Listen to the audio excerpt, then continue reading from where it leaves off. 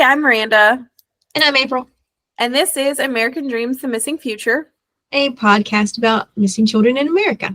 Today we're going to talk about Anthony, Stephen, Michael, Moya.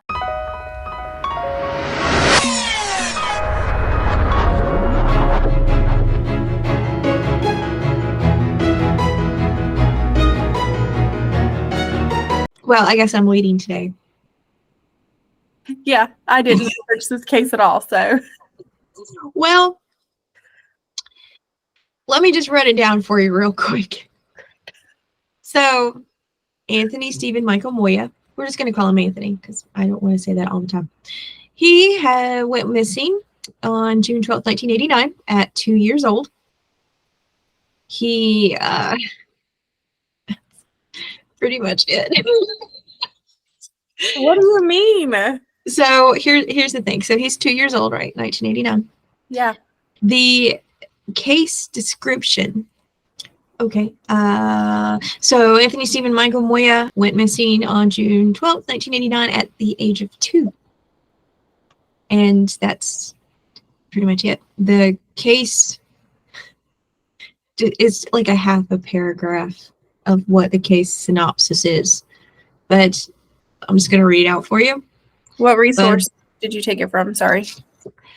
Colorado.gov, the Colorado Bureau of Investigation of Cold Case Files. Yeah, their stuff is normally really short. Oh, no, this is concurrent across all other options that I looked at. That's great. Yeah, it just is the same thing. So, let me read that out for you.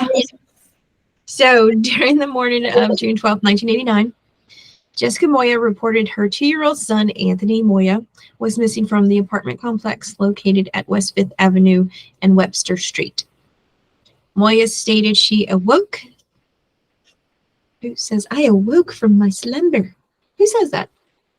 Probably don't read it like that either. Like, anyways, she's going through it and you're like, who says that? I mean, seriously, who says that? Nobody. I don't say, oh, I have awoken from my slumber. Anyways, she said that she woke up, that's what I'm going to put it, to find her front door open and Anthony missing. To date, Anthony Moya's whereabouts are unknown. He was last seen wearing only yellow pajama pants. And with any information, please let the Lakewood Police Department know. Oh, but you know what? There was another source. Let's see. What was the other source? That said that, what was her name already? I already forgot. Jessica? Yeah, thanks. Jessica and her boyfriend, Tim, is it Vigil or Visual? Well, it's Vigil, so I'm not sure. They both took lie detector tests because the police department felt like they were suspects in the missing child case. So they both took lie detector tests and failed, even though that does not prove guilt in any form or fashion because they are not super reliable. Nope, but they insist that they had nothing to do with the disappearance, and to date, Anthony's whereabouts are still unknown. Well, I guess that's the show. It's been real. That's all I got. So I just now, while you were recounting your paragraph of details, was doing a little sleuthing around. And I mean, really? What? Really? Now you're going to sleuth around? I was just checking. Oh, you're checking my sources. Is that what you're doing? You didn't give me your sources, so I didn't check them. I did too. I said the Colorado.gov. I already know that those websites like the Jane Doe, Charlie Project, the Cold Case Files, they have bare minimum information for every case. It could be a high profile case and it's like half a paragraph. And okay, fair. Well, let's see. I can give you these details. Is that little Anthony was born on April 29, 1987. He was, of course, 2 years old. He's listed as a Caucasian, but I think he's Caucasian mix, I think.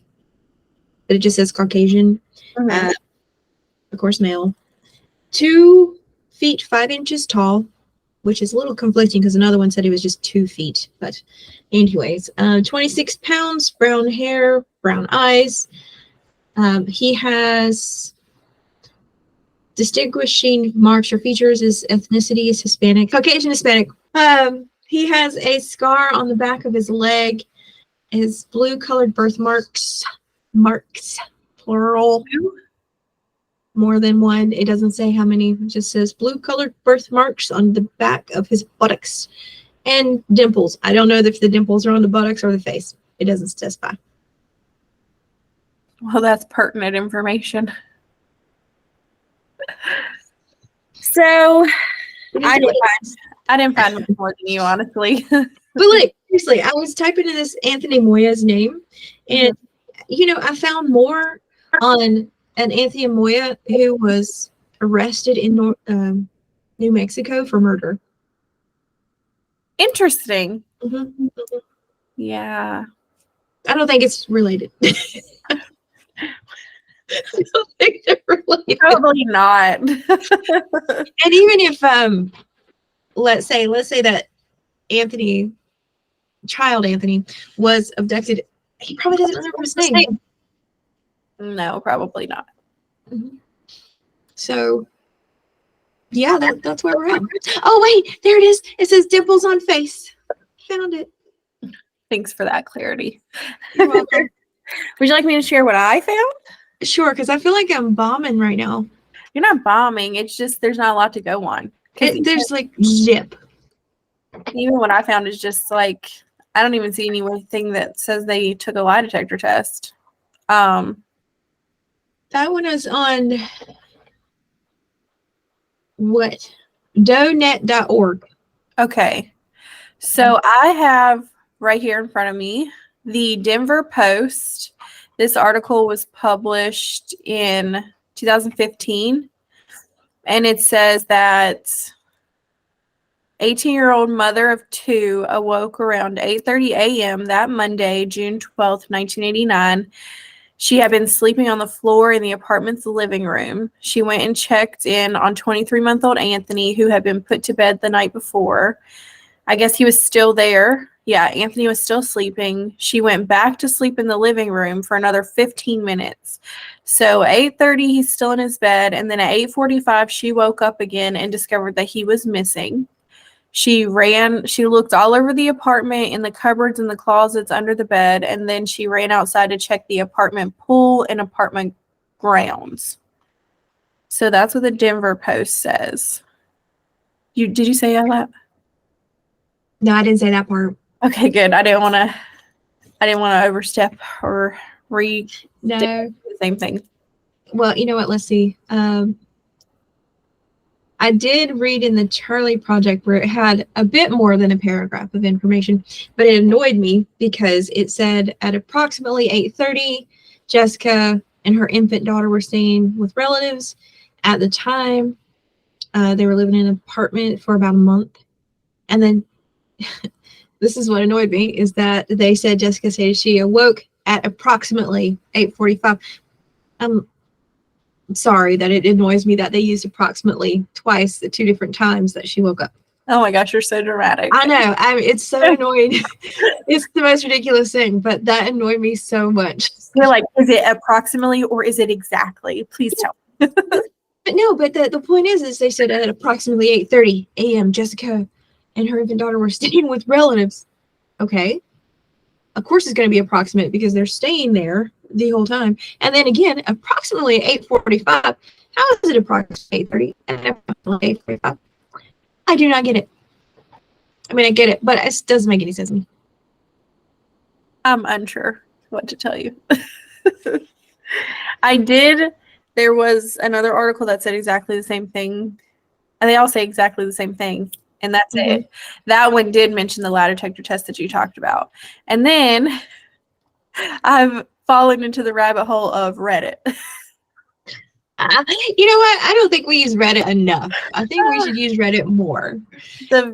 So this post was, it's deleted, so I can't see the post, but it was posted 5 years ago, and all you can see is that it's about Anthony Moya, but the comments are still here, and the first comment says mother or boyfriend or both. But the comment underneath that says, I believe this was a crime of opportunity. Mother was sleeping on the floor because this wasn't her apartment. She went and checked on the kid and saw he was sleeping. She went back to sleep. I've done that hundreds of times. Kids wake up because he heard mom, comes out and everything is quiet. Perfect time to go outside. Kid opens the door and leaves. Someone sees a 2-year-old walking outside. Normal people call the police and come help the kid. Criminals take the kid. But you know what? When I read this, the first thing that popped in my mind was when your son did exactly that. Oh my God. That was traumatic. That was the most traumatic thing I've ever experienced. I think everybody was traumatized. I mean, of course you're going to be traumatized, your mom, but we're all like, oh my God, what if something happened to him? Because, we love him because he's cute, but he's cute. So a little backstory. When my oldest was about 2 or 3. Right, 2. Had to be 3 because I was pregnant with. So when my oldest son was approximately 3 years old. You're such a jerk. He was I lived in Virginia and my parents lived in North Carolina. And he had gone down to North Carolina for the weekend to stay with my parents. And I get a panicked phone call from my dad at like 7 o'clock in the morning. And he's like, he's gone. He left. He walked out the front door. And the police opened the door. We can't find him. And your mom's running in circles in the backyard yelling his name. And your brother's gone to walk the town and look for him. We were very fortunate because my brother did find him. He had walked to my sister's job to get a pizza. He was winning some breakfast. And we're also lucky because my sister's job was on the same back road that my parents' house was on. So it was lucky that it was a back road and not the main road. My parents put super locks on the front doors and points. Yeah, no, because everybody's like, well, he's 2. He can't even reach the doorknob. Wrong. He was resourceful. He is resourceful. Yeah, I was going to say, he's still resourceful. Little thing. Giving me all kinds of problems. He's just your remake. He's not my problem child, just so we're clear. Oh, no. That's the second one. Yeah, that's the look of your husband with your personality.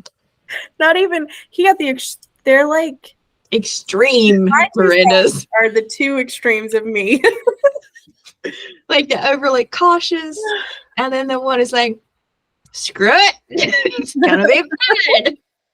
I do think that probably that incident where he walked off to get pizza from the local pizzeria probably did spark the anxiety, because then we're like, do you know what could have happened to you? Not the finest parenting moments, but well, you were feeling it. You were emotional. Everybody was emotional. I'm like, oh my God. Of course, I wasn't even there, but I was like, oh my God, what if something happened to him? Because he found him right at the main road. Right? Yeah, he was gonna, my sister worked at the local pizzeria and also the town Food Lion. So my son was leaving the pizzeria that was closed, and he was gonna walk across the busy road to go to Food Lion. I can't. He still thinks that he can just. But I think we've said this the whole time, that he's like a 40-year-old man trapped in a child's body. Yeah, but he's a child, and I need him to remember that. Yeah, no, but some of the things he says is like, how old are you again? What? Oh yeah. When I tell people at work the conversations I have with him, they're like, he's 9. Yeah, he's very mature. In child maturity, I guess. He does have his child moments. Just fine. He's 9. Yeah, because he's 9. You're But- right. He's wise beyond his years. Yeah. But, it's like his emotional side gets in. Like any child or person under the age of 30, their emotions. I don't think it ever stops. Well, it depends on how jaded you get in life, honestly. It depends on who you know. And how jaded you get. I'm talking from experience here. Pretty jaded. I don't know about the adults in my life. You mean the local people that you hang out with, right? Right. I don't know, because your coworkers, or one of them at least, said, "Oh, I'm awesome." So I love her. Yeah, all my friends and coworkers are older than me, so. Well, I can say from total experience, we are way getting off of this. But anyway, from total experience, is Miss Miranda has always wanted to be older than she is. Yeah, because people my age are kind of lame. She just wanted to be in the adult crowd to know the adult information. That was her thing. It's like, I don't know. I don't understand why you can't tell me. Well, you're 5, and it's not 5-year-old information. Could have been. Yeah, go to bed. Go on. You can learn it when you're older. One of the things that I was dying to know for most of my childhood, I do now know as an adult and realize that probably was good that I didn't know that as a child because. Right. See, adults got your back. Not great. Not a great tidbit of information to know. No, it is not. But now you know. And I do sometimes my mouth runs a little bit faster than my thinking abilities. It does, because sometimes it just blah, blah, blah, blah, blah, and then I'm like, ooh, maybe I shouldn't have said that. I don't know if you've noticed that or not on here, because I tend to say some stupid shit. Yeah, I do you a solid and take it out. Not all of it. Anyways, let's bring it back. I'm going to have to use our cat picture again. Family drama. Just put that one on, just have it saved in your computer. That's going to be like one of those, they're talking again. Let's not talk about Anthony, but really that is seriously all that is known about Anthony, poor little guy.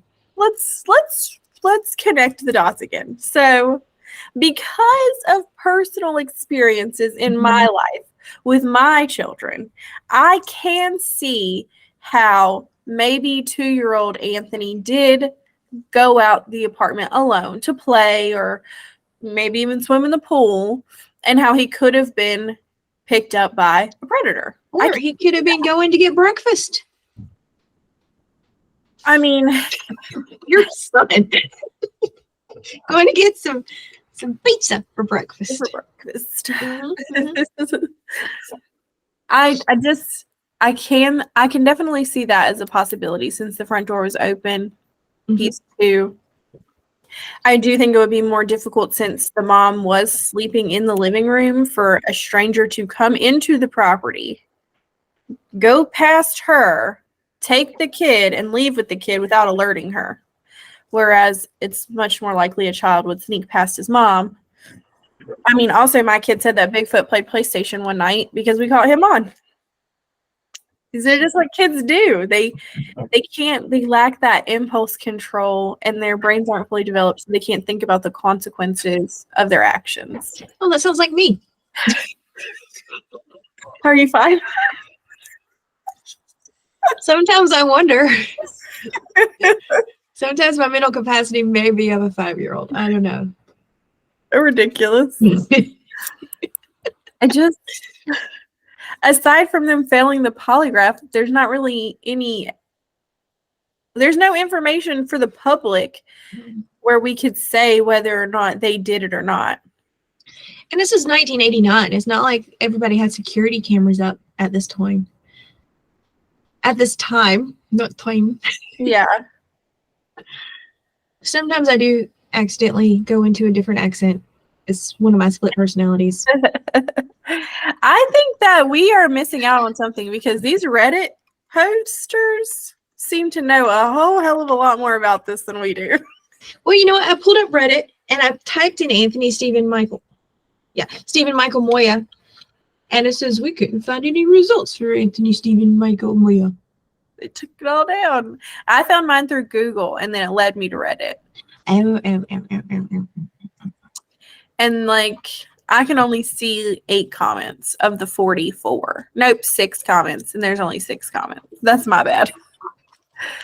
But they do seem to know a lot more than we do. Anthony.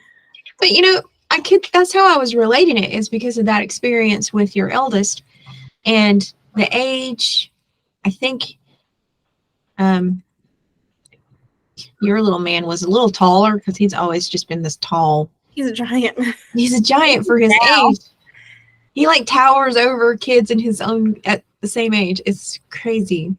You said he was like 2'5". Mm-hmm. That's about how tall my youngest is. He might be a little bit taller than that, but he's been able to reach a door for a hot minute. So he just knows better than. Well, he's 5.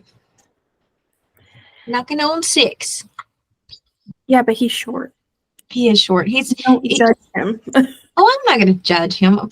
Lo has always been just a tall kid. Everybody's always thought he was just older because he's just bigger height. He's not chunky or anything. He's just tall. He's long. You're right. My youngest is 3 feet, actually. Yeah. So little D. Just gonna call him Little D. Oh God. But I mean, it's probably gonna be easy to find their names if they try. But my social medias are pretty locked up because I work in a field where we see child predators. True enough. But I'm gonna call them Little O and Little D. But yeah, no, it was just very relatable from personal experience. That situation and his situation and her being emotional. And I mean, I don't know about the boyfriend because there's literally nothing. I didn't say anything about him being there. Nothing. Mm-mm. There's a zippo. But I mean, it was a new area. They're staying with relatives. They don't know the area. They've only been there for a month. And unless he was like a child genius, he's not going to know, like he's not there long enough to really remember even slightly the surroundings. And what did you say this year? What year did this happen in? 89? 89, yeah. So no AirPods, no AirTags. I hate to pick on the 80s. I do. No, you don't. You love it. This is becoming an every episode thing. Maybe we should get to the 90s at some point. In the 80s, kids really were just going missing. They really were. Like, they're outside playing on the playground. Their mom can't find them. There's like, I'm trying to think because there's a specific case that I'm trying to remember where these kids were playing on a playground and their mom was in the apartment. And then the 2 younger kids come back and they're like, Sissy's gone with the man. So a stranger abduction, which is what this case is currently classified as. It's not so far-fetched. Well, that was the times before stranger danger, which, of course, stranger danger, I read something where stranger danger was probably not the best technique to teach your children. Stranger danger is detrimental to the health of our children because current day, and even back then, to be honest, most violence perpetrated against children is perpetrated by someone the child knows, whether it's family, relatives, acquaintances. Family and relatives are the same thing, but no, are they though? Neighbors. These are the people that are attacking our children. The children. Stranger abductions are like 1% of all child abductions. Like 1%, maybe 6. 1 to 6. All the numbers get jumbled in here. I don't know. I mean, maybe I just developed like a sixth sense about people. But I never got the hey, come with me. I was a cute kid, okay? I know something happened along the way, but I was adorable. You're not sitting here wondering why you didn't get kidnapped. No, I'm just saying that, typically they like children that are cute and may not have a parental person around immediate. Because, we could go outside and play because it was the 80s and not think anything of it. Even, first off, that's because you didn't have social media telling you how stupid that is. Nope. I had a really, really, really small, 5-inch black and white television with knobs. Your mom's like, you're fine. Get out. Yeah. But if you go anywhere outside of the circumference, you will live to regret it. That was our safety right there. You will live to regret it if you go outside of the circumference. If I find you out there, done. Meanwhile, my kids are playing outside while I watch them on surveillance footage.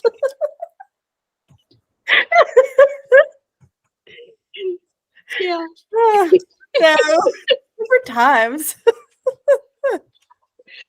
Oh my What? God. Yeah. I don't even remember what I was saying anymore. I could relate to the situation. That's what I was kind of getting at. It's very relatable with this situation and the situation that occurred with little O. Yeah, I wish you'd stop bringing that up. It's very traumatic for me. He's fine. Yeah, I know. It worked out great. I mean, it's just unfortunate that this did not work out the same. Oh. I had a point that I was going somewhere with, and I forgot it. Oh, did I derail you this time? You did. Crap. So rude. Yeah, you should remember that because the last time, okay? I'm not going to remember because I can't control myself. The lack of impulse control. At least you know. When things pop in my head, I have to get them out or I'll forget them. So when things pop in your head, you just vomit them out? I have to. Or then I end up in a situation like this where I don't remember what I was saying. Oh, what were you saying? It was the 80s. Yep. And a Kids lot of just gone missing. Yeah. But I mean, don't kids just go missing now too? I remember. I was saying how stranger abductions are rare and don't often occur. And even in the event of stranger abductions, they're picking out children who are more vulnerable than the other targets. But they also fit. It's complicated. It's complicated, and I'm not qualified to speak on it. I mean, it is. But now you got the more vigilance on child predators. You have more knowledge out there about the habits of child predators. Because I mean, back in the day, you didn't have that knowledge. But I don't think we do. Because we're so society, like my perspective is a unique perspective because of the work that I do and the work that I hope to do one day, right?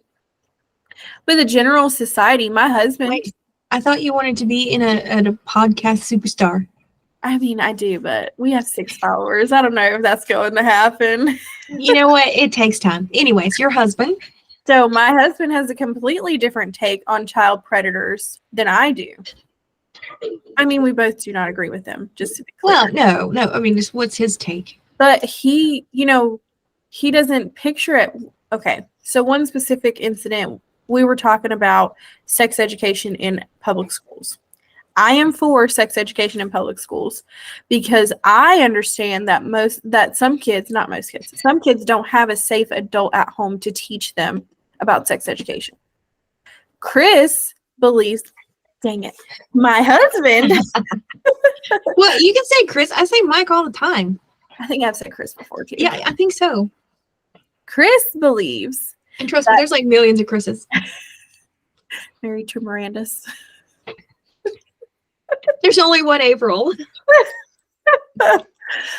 Anyways, Chris believes that it is the parents, the family unit's responsibility to teach kids about sex education.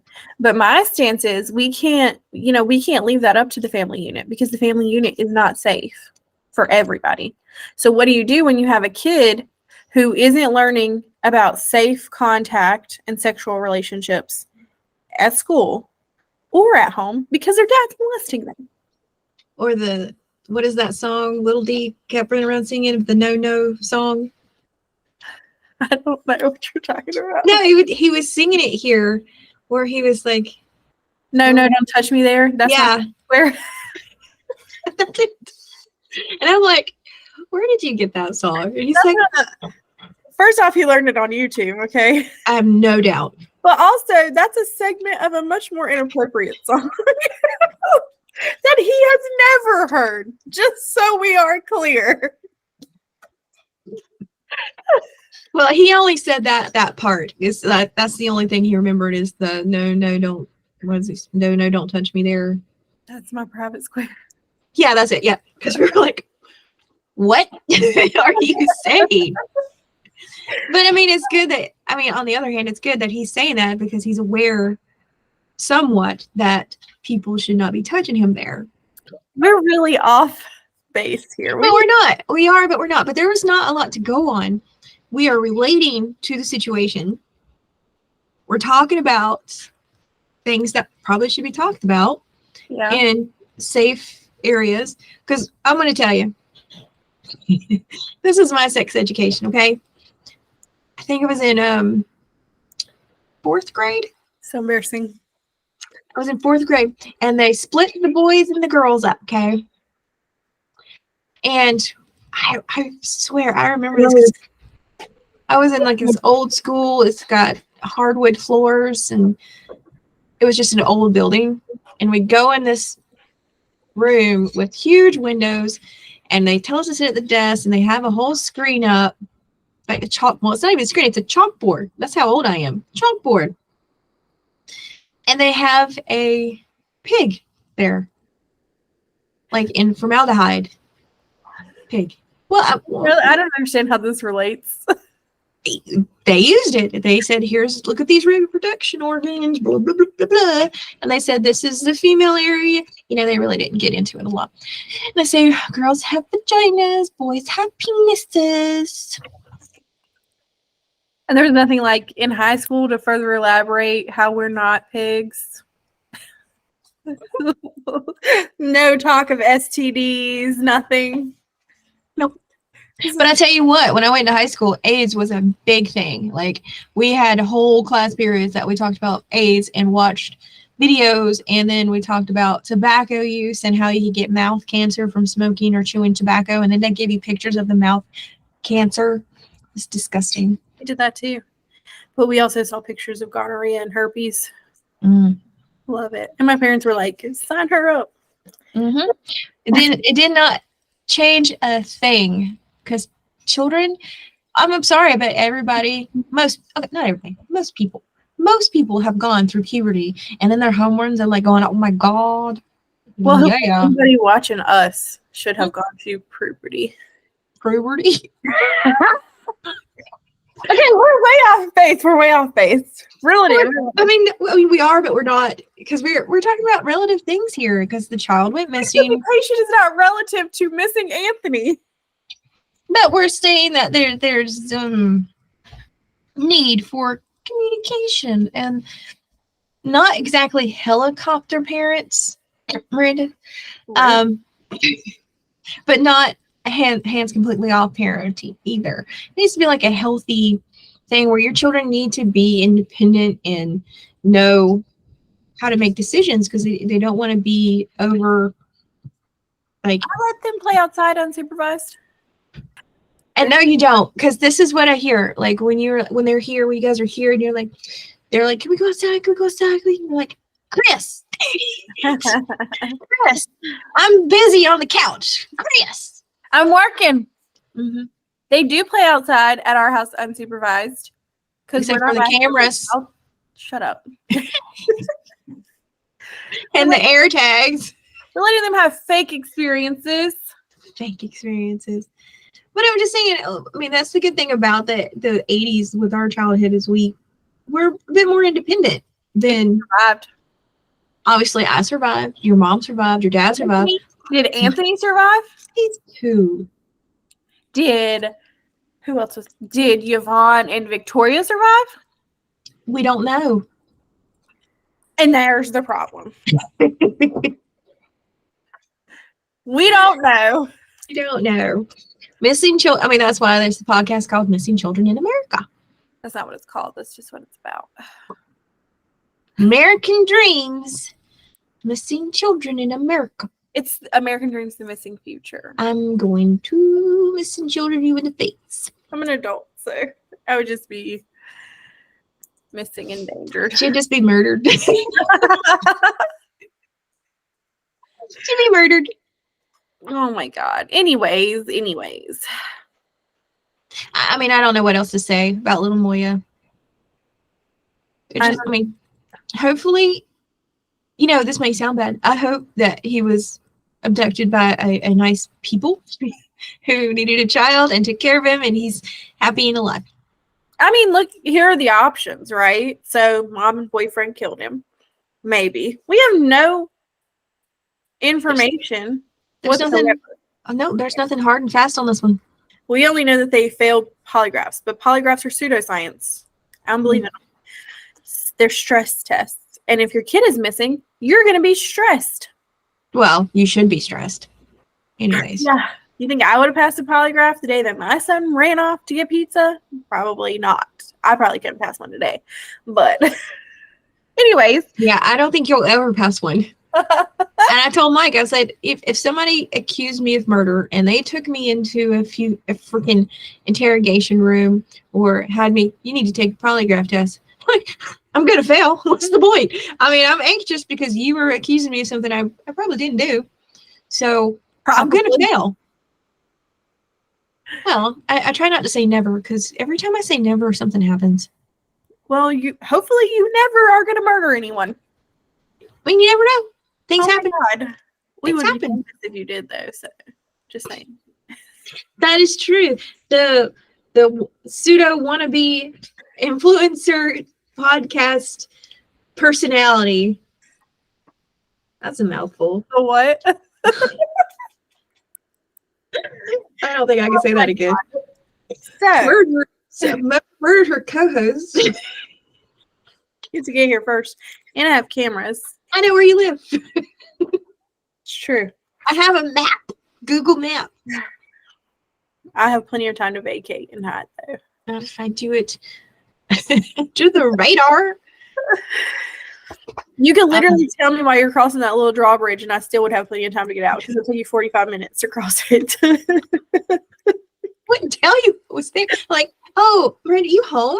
Yeah, I'm gonna swing by and murder you. I'm gonna hack into find my iPhone now.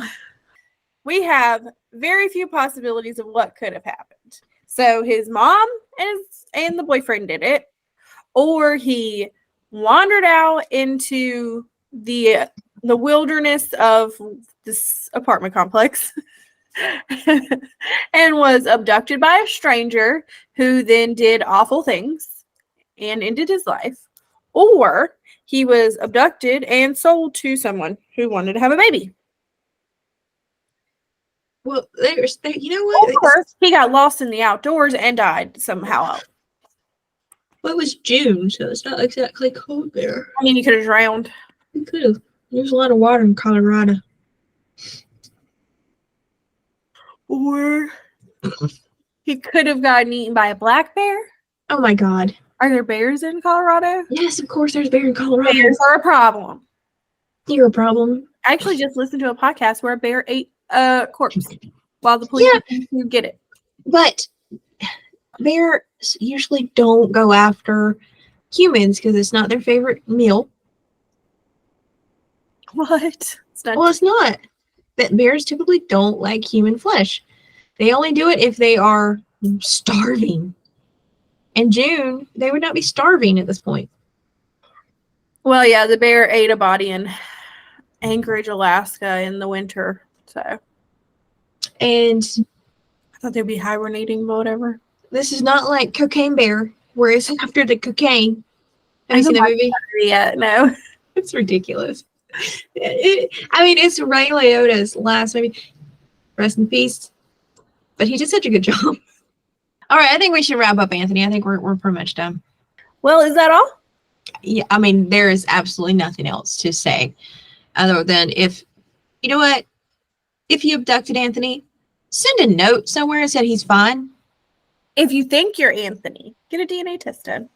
Well, yeah. And you know what? Encourage everybody that does not subscribe to conspiracy theories to do their DNA. You could solve so many murders and missing children. 23andMe. Be careful because some of them actually sign a contract saying they won't give your DNA to the police. Well, good thing you put that out there. I don't remember which ones. Because, I mean, it's better. Even though they can do, like, generational track down of, like, they close to related people. So it doesn't matter. Just people, hey, it's interesting stuff. I found out that I am not as German as I thought I was. You're also not native.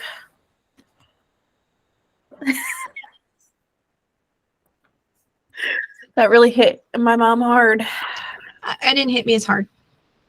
Mike loved it. Mike is ecstatic. He loves to just keep poking the bear on that one. I know. I love it. He's just a pester butt, that one. Ugh, so annoying. But anyways, I mean, let's today I hope you're well. Well, tune in next week. Hopefully we'll have a more fluffed out episode so that you don't just have to hear us talk about random shit for an hour. Unless you like to hear us talk about random shit, and then just give us advice on if you just want us to have something where we're just talking about random shit, like our normal conversations. Maybe we'll have a little mini bonus podcast about just the random shit that we talk about. We used to do that though, not on podcasts, but we just used to record just random crap. Yeah, I have them still. I don't have them. Let's see. Next week, we're going to be talking about Abby Jo Blagg. I'm going to write this down. Abby Jo Blagg. I guess until next time. Bye. Bye.